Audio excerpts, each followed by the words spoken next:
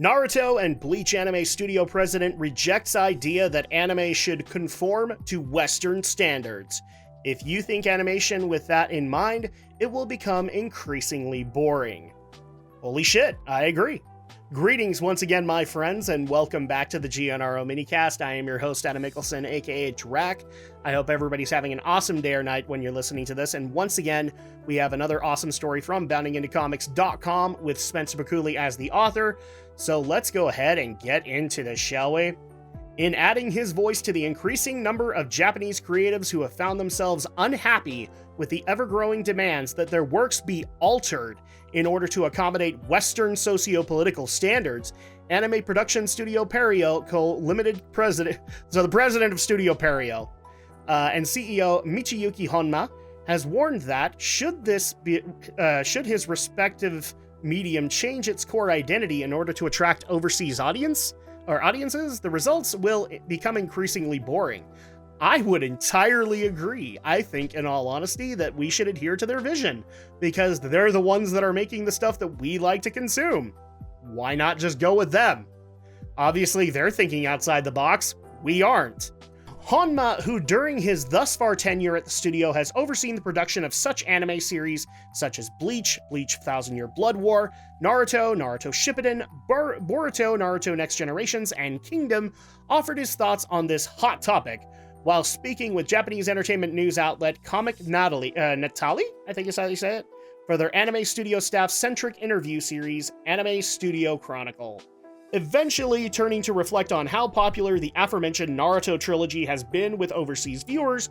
At current, roughly 30% of Studio Perio's video sales come from overseas audiences, with the trio of series and their related films being by far their best sellers.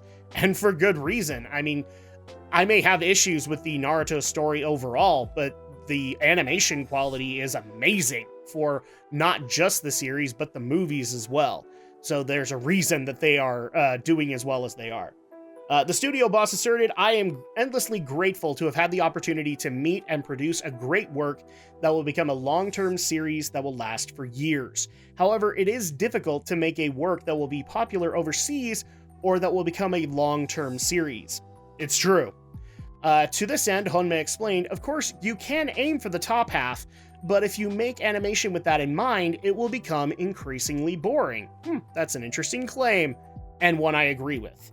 "We don't make characters smoke in order to take some series overseas," he continued. "We have to make the violence a little less violent and avoid sexy expressions," which is stupid, by the way, because one of the reasons that a lot of us watch the anime is because they weren't adhering to the weird puritanical standards that we had in the 90s, and also now. I do not understand why we have that now. If Japanese animation is bound by such restrictions on expression, there is no way that people overseas will want to watch it. Yes, because one of the reasons that people liked anime back in the day, boys and girls, is it was the forbidden fruit. It was doing things that not even live action Hollywood could do in some cases, let alone animation. I mean, the peak of animation in Western studios was Disney, and there was no way that they were going to tackle a lot of the themes that, say, Ghost in the Shell provided. There was no way they were going to do that. Drawing his thoughts to a close, Honma ultimately affirmed, "Works that are a hit in Japan are also a hit overseas." Because why not? Like, if they're going to hit everywhere, right? "I believe that we must not make the mistake of approaching anime production in the wrong way." As noted above, Honma is thankfully far from the first Japanese creator to speak out against the ongoing attempt by Western audiences to force the Eastern countries' various entertainment mediums to appeal to their own tastes and sensibilities, which is stupid. Because that would be going against what actually made them popular in the first place. Asked during an April interview with video game news outlet Automaton if he was taking care not to let your series' identity become westernized, current Mana series producer Masaru let me see if I can actually say this name right. Masaru Oyamada declared, "I think the visuals of the Mana games are a distinctive characteristic. Therefore, it is best to deliver the game based on the developer's creative vision." Because that's what we bought. That's what we wanted.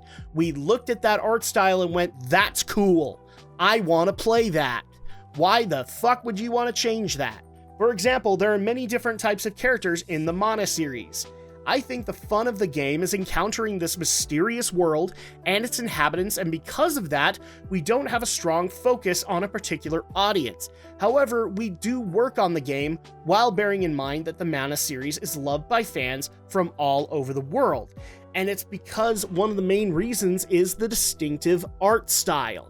A lot of people love the Mana series. A lot of people love the Final Fantasy series.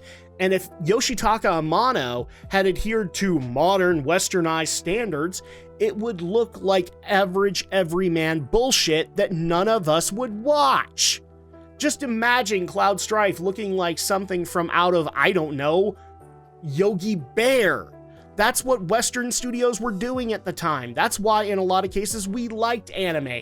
It pushed the envelope. It was showcasing more not only great animation, but more adult tones and stories that we were interested in.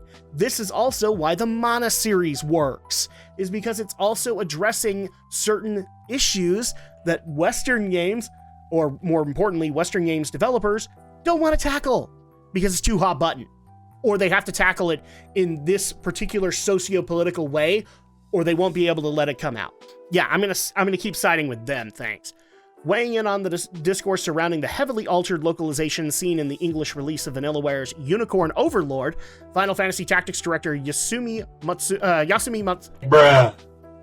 Matsuno opined, I believe that it is unacceptable for someone to alter a work without considering the original author's intent. He actually said this in a previous GNRO Minicast that I covered for Unicorn Overlord. However, when the market or language is different, a direct translation may not convey the intended meaning accurately. This is especially true for humor. Therefore, I think some degree of alteration is unavoidable, and it is, as long as the vision is still adhered to.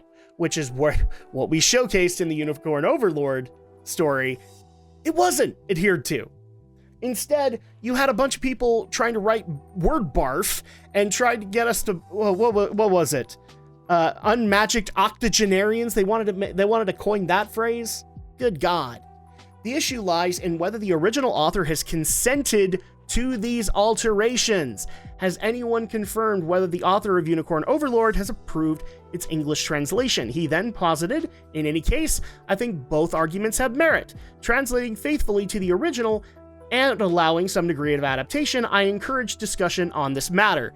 But I would like to once again point out what is his main caveat there.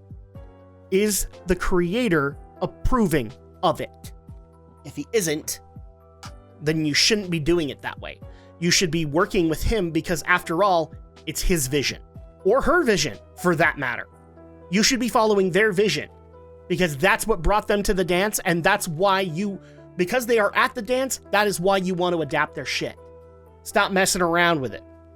Translating faithfully to the original and allowing some degree of adaptation, I encourage discussion on this matter, as I do not intend to take sides. However, if the original author approves, I believe that should be respected. That is all. And that is basically the wrap up on this article. I agree with everything that is being said by not only the Studio Perio exec, but also with what was being said by the creator of the Mana series, as well as what is being said by the Final Fantasy Tactics creator Yasumi Matsuno.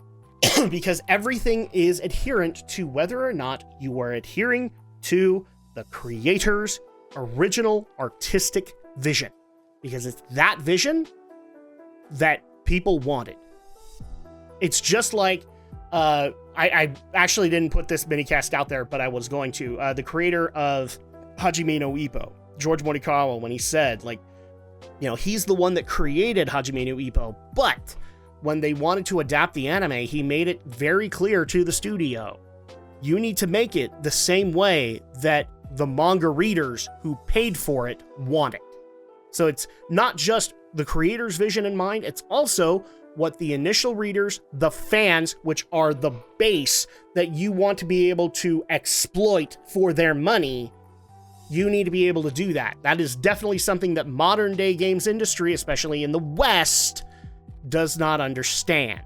But that is simply my opinion on the matter. I think they've hit the nail on the head What do you guys think? Leave a comment down below. Let's have that discussion. Also, if you like the video, make sure to leave a like on it and consider subscribing to the channel. It definitely helps out and showcases to YouTube that other opinions are fine, and we can have them, and it'll be just fine to have them. But also, like I said, leave a comment down below. Let's have that discussion. And once again, special thanks over to bandingintocomics.com as well as Spencer Bakuli for this article. And I will catch you guys next time for the next GNRO Minicast. Until then, take care, my friends.